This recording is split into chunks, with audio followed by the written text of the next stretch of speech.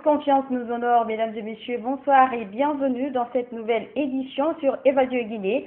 Au menu ce jeudi 30 juillet 2015, bras de fer entre la jeunesse de Ratoma et le ministère de la Jeunesse. Pour cause, les jeunes de cette commune s'opposent à l'octroi de leur maison à la société Civita. Les enseignants contractuels et OMU de Guinée ont entamé ce jeudi une grève et réclament la régularisation de leur dossier à l'orée du concours de recrutement d'enseignants à la fonction publique. Et puis, la chaîne de télévision Évasion Guinée n'est plus reçue sur le bouquet Star Times depuis quelques semaines. Une interruption qui ne laisse pas indifférent la direction du groupe Évasion Guinée. Réaction à suivre dans cette édition. Tout d'abord, la mobilisation et le partage sur les acquis de la case de veille des femmes pour des élections apaisées en Guinée étaient au centre des débats d'une rencontre de la COFIG. C'était ce jeudi au Palais du Peuple, une initiative des femmes de Guinée pour la consolidation de la paix. Kerno Falilou Diallo pour le compte-rendu. La coalition des femmes et filles de Guinée se fixe comme principal objectif la prévention des conflits et la préservation de la paix en période électorale. Cela à travers la case de veille qui est un réseau de femmes qui coordonne différentes activités sur le terrain tout au long du processus électoral. C'est dans ce cadre qu'elle tient à tirer les leçons de la présidentielle de 2010 pour bien s'investir à celle du mois d'octobre prochain. Et cela a permis, grâce à notre déploiement et à nos actions de prévention sur le terrain, à éviter que la situation ne bascule en un conflit à plusieurs endroits sur le territoire national. Il est important que cette case de veille, à l'occasion des prochaines échéances électorales, soit implémentée en Guinée, pérennisée, et c'est pour ça que nous avons organisé cet atelier pour partager, enrichir l'expérience. Une rencontre d'échange qui a connu la participation des institutions telles que le Haut Commissariat des droits de l'homme des Nations Unies qui s'inquiète de la vulnérabilité de la paix lors des périodes électorales. Nous avons pu échanger sur la nécessité de pouvoir responsabiliser les femmes afin de s'assurer que dans une dynamique partenariale avec l'ensemble des acteurs impliqués dans le processus électoral, que l'objectif ultime de la consolidation de la paix qui est la condition sine qua non pour la promotion et la protection des droits de l'homme puisse être de façon permanente consolidée. Pour le Conseil économique et social et la société civile guinéenne, ce partage d'idées et d'expériences est une démarche cohérente pour parvenir à cet idéal. En plus, l'implication de la gente féminine à ce processus est une garantie à la réussite. C'est aux citoyens la loi a donné la chance et le privilège, à travers des élections, de choisir des hommes et des femmes qui sont censés le représenter. C'est pourquoi quand les citoyens se mobilisent, les élections se sécurisent et les élections s'apaisent. C'est pourquoi j'encourage cette initiative de la COFIG. Et tout cela se fait à travers la sensibilisation, la motivation, être sur le terrain et mettre l'intérêt supérieur de la nation avant l'intérêt personnel. Et les femmes ont joué ce rôle. Ça a été une réussite, ça a été un exemple. À l'entame des débats et des séances de travail effectuées, les recommandations apportées seront appliquées. Pour les élections de 2015, la COFIG compte mettre les bouchées doubles. 2000 femmes et jeunes seront déployés sur le terrain à travers les 8 régions de la Guinée. C'est parti ce jeudi pour les travaux du 4e congrès du Parti de l'Unité et du Progrès PUP à Conakry. Durant ce congrès, les structures du parti seront refondées et un candidat sera élu pour représenter le PUP à la présidentielle de 2015. La cérémonie d'ouverture de ce congrès a connu la présence des leaders politiques de la mouvance et de l'opposition et certaines personnalités amies de feu général Lansana Conté, ancien président du parti. Maurice Sidibé. Le 4e congrès du Parti de l'Unité et du Progrès a débuté ce jeudi à Conakry devant plus de 200 congressistes venus des différents horizons. Durant ce congrès, les instances politiques du PUP seront refondues afin de mettre le parti en ordre de bataille pour l'élection présidentielle de 2015. La mission principale de ce congrès, c'est d'examiner la situation socio-politique de notre pays, de procéder au renouvellement des organismes dirigeants nationaux, de procéder à un toilettage de nos textes fondamentaux. Le président du comité ad hoc du PIP a flétri la croissance économique du pays, le pouvoir d'achat des Guinéens et la recherche effrénée de l'intérêt personnel au détriment de l'intérêt général. Notre congrès se tient dans un contexte difficile pour le plus grand nombre de nos compatriotes. Un pouvoir d'achat de plus en plus laminé, une croissance économique au ralenti, pour ne pas dire négative, une insécurité de plus en plus préoccupante, les intérêts personnels, les privilèges, les avantages attachés à certains postes politiques ont balayé l'idéal de l'intérêt général. Le vice-président du parti Guinée pour tous invita ce congrès à marteler que la commission électorale nationale indépendante CENI sera sous contrôle afin que la présidentielle en vue soit transparente, crédible et apaisée. Il y a simplement cette fois-ci une élection transparente, crédible, apaisée. Et cela est possible. Le dialogue l'a montré devant la communauté internationale. Cela sera possible. La CENI va être étoffée, elle va être sous contrôle, elle va travailler. Nous serons là. Tout sera revu et tout ira au plus. Ahmed Tidiane Souari, l'un des anciens premiers ministres de Fédéral Lansana Conti, a invité les membres du parti à préserver l'unité et de réitérer son adhésion effective au PIP. Demain vendredi, un candidat sera élu en vue de prendre la tête du parti pour le rendez-vous électoral du 11 octobre 2015.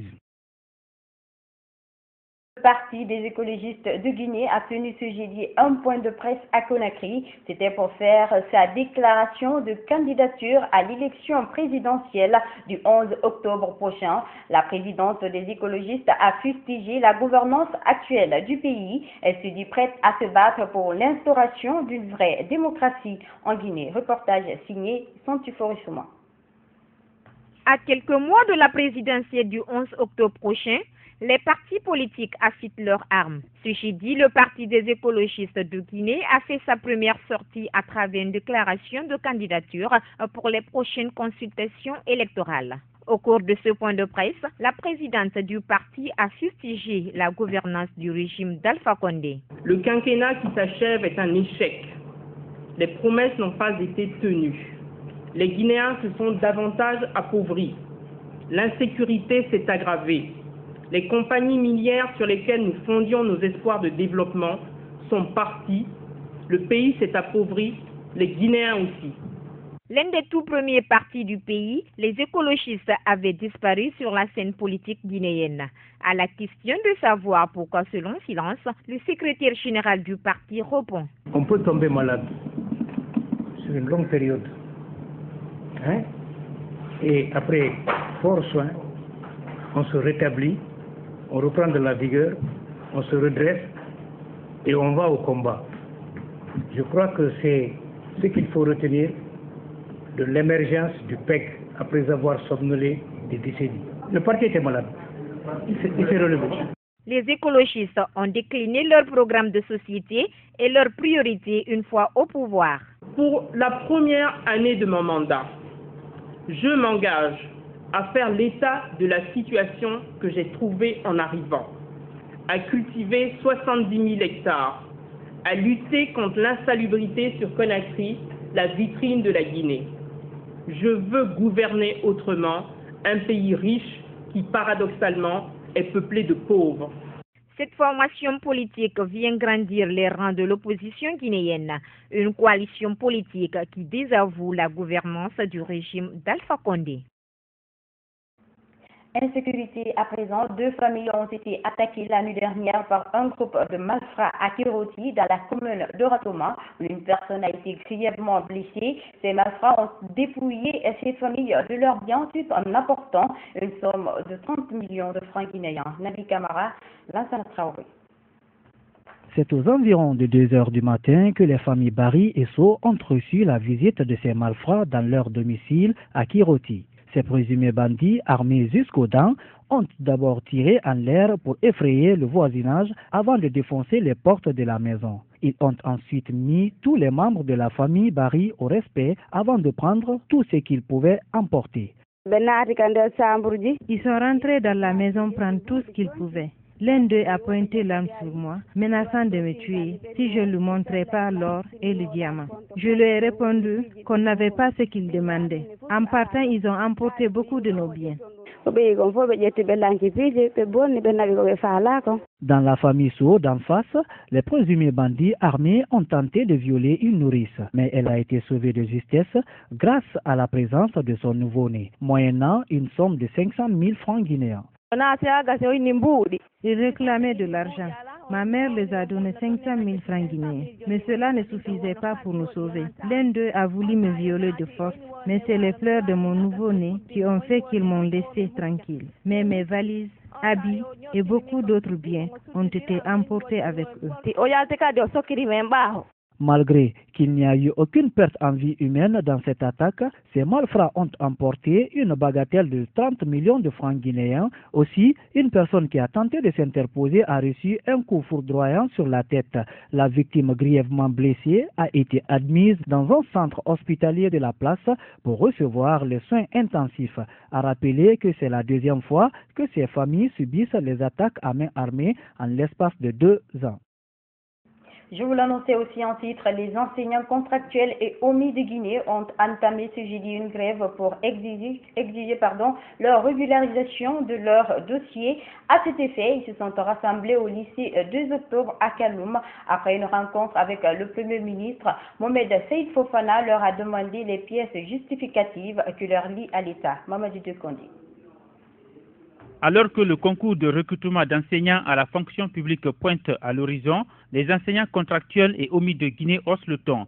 Après 6 à 7 ans de service sans salaire, ils exigent leur engagement sans condition. Au nombre de 1200, les grévistes veulent être priorisés lors du prochain recrutement des 3500 agents dans le secteur de l'éducation. Nul n'est au-dessus de la loi. Si nous devons faire le concours, il faudrait, n'est-ce pas, qu'on soit accompagné par, si vous voulez, par tous les documents qui prouvent qu'effectivement, nous, anciens contractuels, nous sommes prioritaires parce que déjà nous sommes sur le terrain, on a fait 7 ans, on a l'expérience, donc au lieu, n'est-ce pas, de recruter d'autres personnes, en principe, c'est nous qui devons vraiment être les premiers à être recrutés. Ces enseignants contractuels avaient passé le dernier concours de recrutement, mais aucun d'entre eux n'avait été retenu. Aujourd'hui, ils se montrent très fermes. Le Premier ministre Mohamed Seyd Fofana, qui a reçu leur délégation ce jeudi, a demandé les pièces justificatives.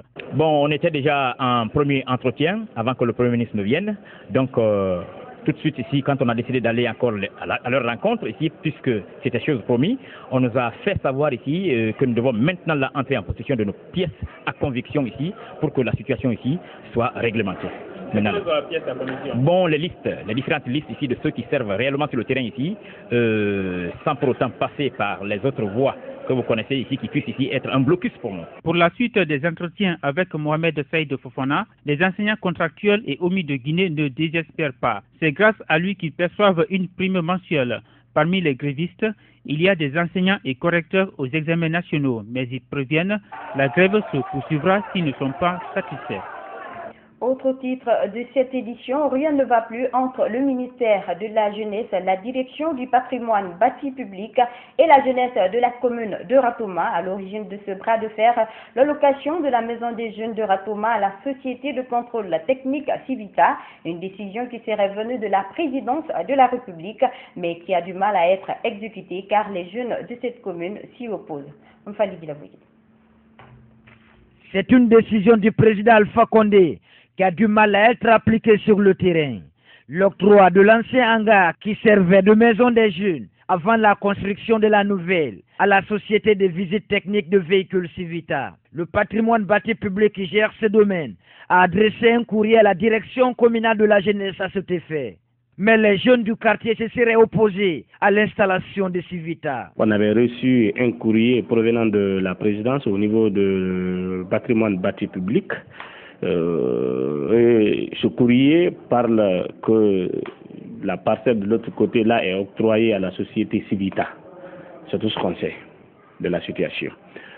Quand les jeunes ont appris ça, pratiquement ils ne sont pas restés tranquilles.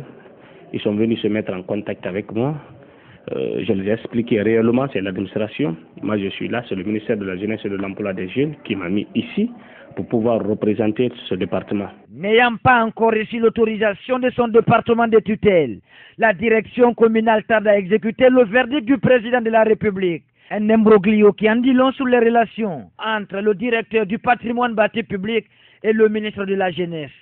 Les deux commis de l'État, pour l'heure, se refusent à tout commentaire.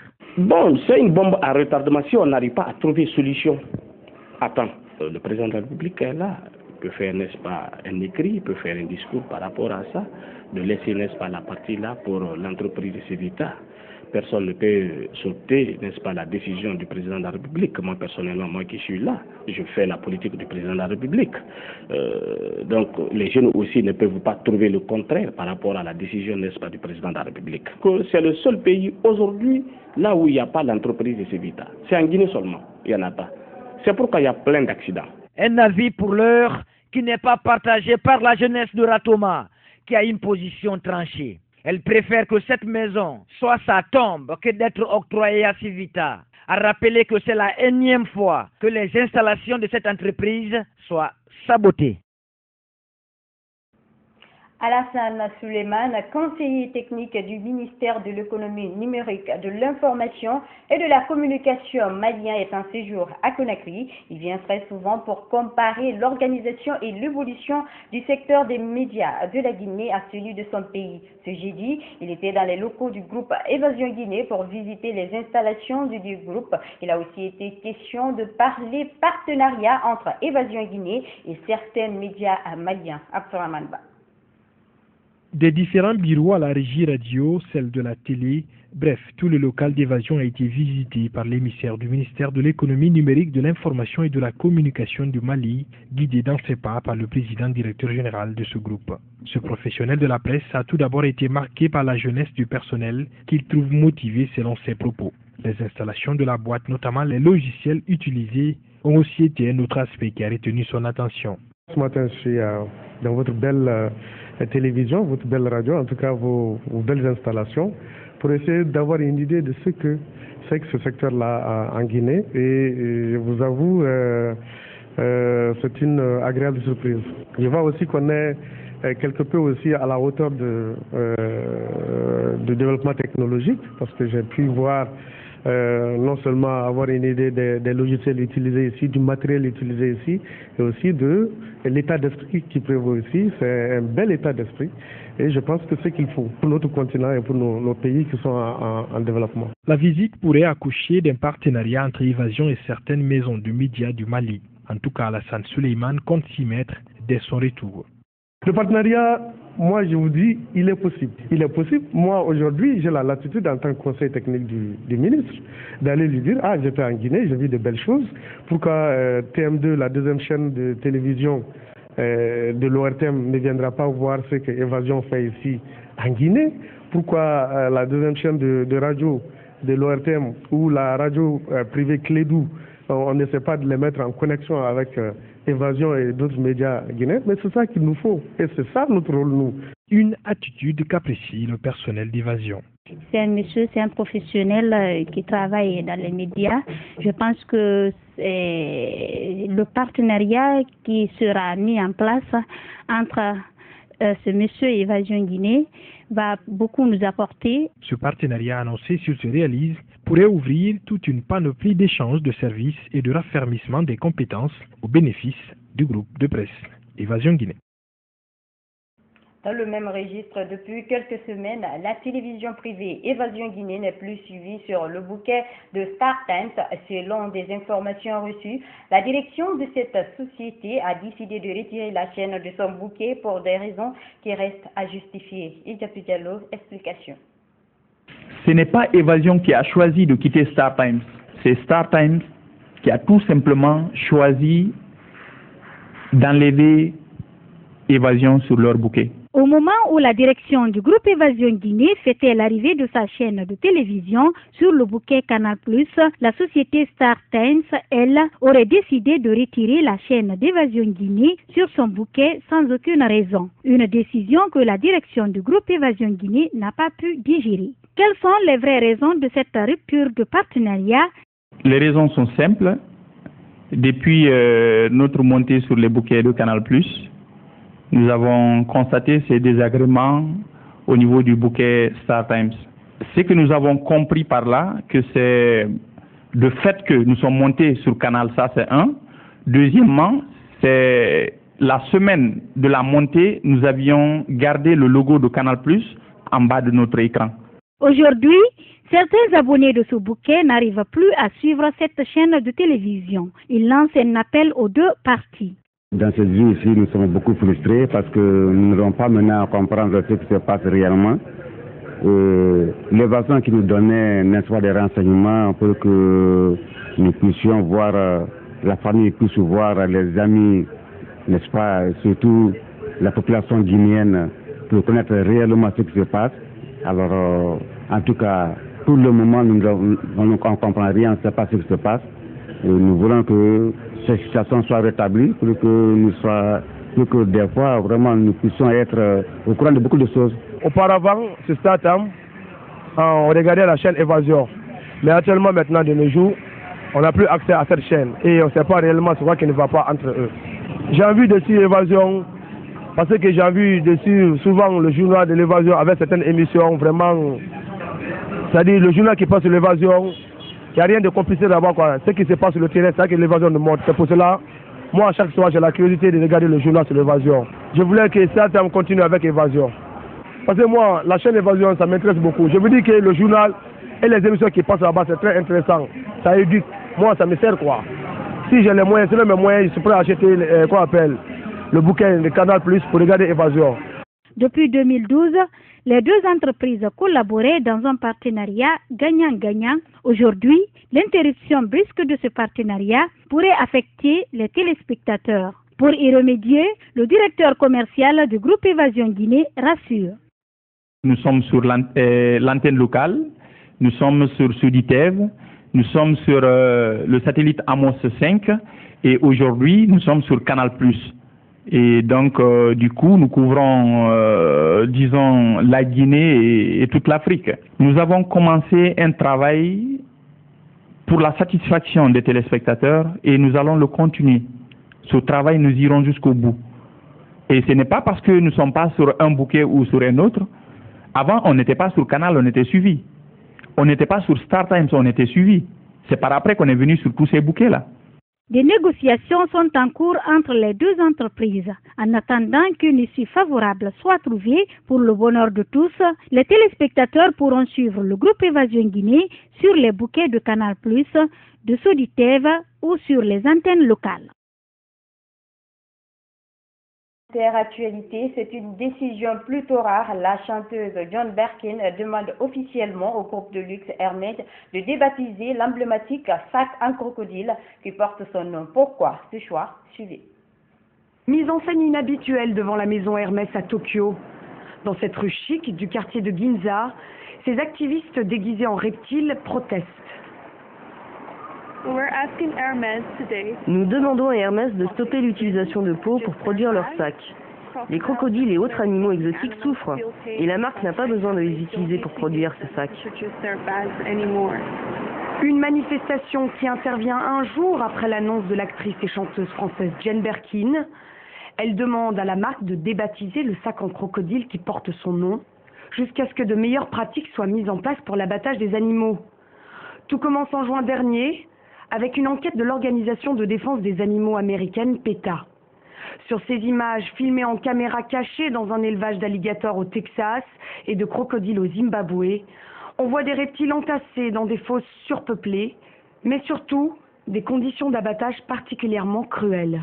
So you put them on a table, and then you bring his nose down and his spine comes close like that, and you plunge a scalpel into the spine with a pointed end, and you prick the brain. Then you can work with it. You can skin him and cut. La polémique enfle et Hermès est forcé de réagir. La marque annonce le renforcement immédiat des contrôles dans les élevages de reptiles et promet des sanctions en cas de manquement. Et l'affaire est loin d'être anecdotique pour la marque. Les ventes du sac représentent 15% des ventes totales. Dernièrement, dans une vente aux enchères, un Birkin en peau de crocodile a été adjugé 200 000 €. En interactualité, toujours, vous le savez très certainement, la Chine est de loin le pays le plus peuplé de la planète, mais pas plus longtemps, c'est ce que relève un rapport des Nations Unies sur la démographie mondiale. Suivez. Avec plus d'1 milliard d'individus, la Chine est aujourd'hui le pays le plus peuplé au monde. Mais dans moins de 7 ans, les choses vont changer plus tôt que prévu. L'Inde volera la vedette à la Chine d'ici 2022 avec 1,4 milliard d'habitants. Raison principale, le vieillissement accéléré de la population chinoise. Plus surprenant, selon ce rapport publié par les Nations Unies, avant 2050, le Nigeria sera le 3e pays le plus peuplé de la planète à la place des États-Unis. À l'origine de ces chamboulements démographiques, nous vivons plus longtemps, en particulier en Afrique. La population en Afrique est celle qui se développe le plus rapidement. Selon nos estimations, entre 2015 et 2050, elle représentera la moitié de la population mondiale. L'espérance de vie à la naissance a surtout augmenté en Afrique. Elle a gagné 6 ans en moyenne au cours de la dernière décennie. Beaucoup de progrès ont été enregistrés, en particulier en matière de réduction de la mortalité infantile. À l'opposé, l'Europe est la seule région de la planète qui connaîtra un recul continu de sa population. Enfin, si nous sommes aujourd'hui plus de 7 milliards d'individus, en 2100, soit dans 85 ans, nous devrions être plus de 11 milliards à vivre sur notre chère planète. Retour à Conakry, à quelques semaines seulement de la fin du mois de Ramadan, le mode vestimentaire indécent des jeunes filles refait surface à Conakry. Pour s'inquérir des réalités, notre reporter Neno Mbaldé a sillonné quelques quartiers et établissements scolaires de la capitale guinéenne. C'est le grand format de cette édition. Après le mois de Ramadan, je m'habille en européenne parce que j'aime bien ça. Comme ce témoignage l'indique, dès après le mois de Ramadan, les habillements indécents des jeunes filles ont refait surface dans la capitale guinéenne. Si pendant le mois 5, les jupes mini, collants et pantalons étaient rangés dans les armoires, aujourd'hui, c'est le contraire qui se produit. Partout, dans les établissements scolaires et rues, l'on aperçoit les filles habillées à la mode européenne ou américaine. Pour rendre encore plus joli leur style, elles ajoutent sur leur tête des mèches. La plupart d'entre elles estiment que c'est une obligation de s'habiller décemment seulement que pendant le Ramadan. Pendant le mois de Ramadan, on se met dans la peau de tout un chacun. Parce que toi, tu ne peux pas être là à porter un pantalon, tandis que tu vois tes amis bien à temps, tu as honte de ça. C'est un mouvement d'ensemble. Fatoumata Doumbouya ajoute que ce changement de mode vestimentaire est dû à son milieu. Pour elle, à chaque chose son temps. Mais moi aussi, pendant ce mois de Ramadan, je m'habillais, je couvrais mes têtes et autres. Au fur et à mesure, je commence encore à délaisser ce comportement à cause de ce que je vois dans la rue, dans la famille, à l'école ici. Les cibles de ces jeunes filles déplorent ce changement et le qualifient de gravissime. Pendant le mois de carême, même le visage, il était difficile même de reconnaître une fille. Aujourd'hui, les cuisses sont revenues, les seins sont encore en exposition. Aujourd'hui, je crois que c'est très grave. Ce qui est plus grave, c'est que les filles pensent que c'est à travers leur corps, elles peuvent avoir le matériel. C'est pas bon. Il ne faut pas exposer ton corps. C'est un don naturel et c'est un don à protéger. Marlia Touba a préféré rester en mode voilé. Moi, j'ai changé parce que j'aime vraiment la manière dont les filles s'habillent, la manière de se voiler, parce que moi, avant, je m'habillais en pantalon, mais je vois vraiment qu'il faudrait changer. Moi, après le mois de Ramadan, j'ai préféré de continuer de m'habiller en voile, quoi. Les sages, quant à eux, fustigent ce comportement des jeunes filles. Aujourd'hui, les habillements qu'on voit, c'est comme s'ils ont fait pour le Ramadan, ils n'ont pas fait pour Dieu, parce que Dieu est là, nuit et jour. Avant Ramadan, Dieu est là, après Ramadan, Dieu est là.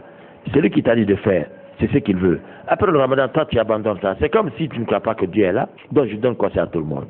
Le mois de Ramadan, c'est une école. Ce qu'elle nous a enseigné, il faut que nous acceptons d'appliquer cet enseignement-là après le Ramadan, sinon, c'est pas bon.